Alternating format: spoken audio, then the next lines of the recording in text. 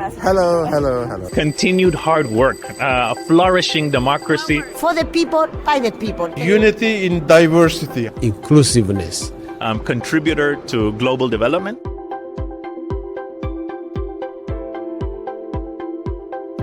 The annual sessions of China's top legislature and political advisory body are in full swing in Beijing. The political event offers the world a window to observe China's development and understand its policy directions for the following year. Foreign diplomats are invited to the meetings of both the National People's Congress and the CPPCC National Committee. What topics draw their interest the most? Follow me to find out. For the people, by the people. We saw that everybody has been working hard to materialize all these goals, talking about the sustainable development, talking about making the standard of living of people better, talking about the vulnerable groups, about the aged people, about the students. Everything is done for the people, by the people. One word I can use to define the two sessions is inclusiveness, because this is a platform that brings together people from all walks of life, different professionals from the academia, from the media, from the private enterprises, from public service, from the region, from different ethnic groups. It allows people to express their views, what they need, their aspirations, and then the government adopts those views into some multi-dimensional kind of policy-making process, which in the end is translated into programs that change the lives of the people.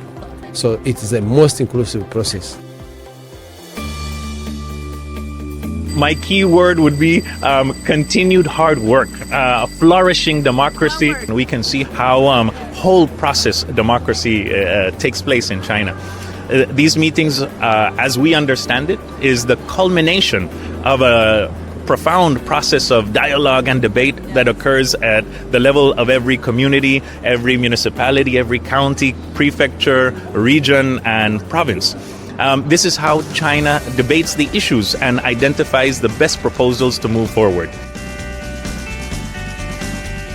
So we had the chance, we visited, and we saw this development, how everything is in harmony with human beings, with the environment.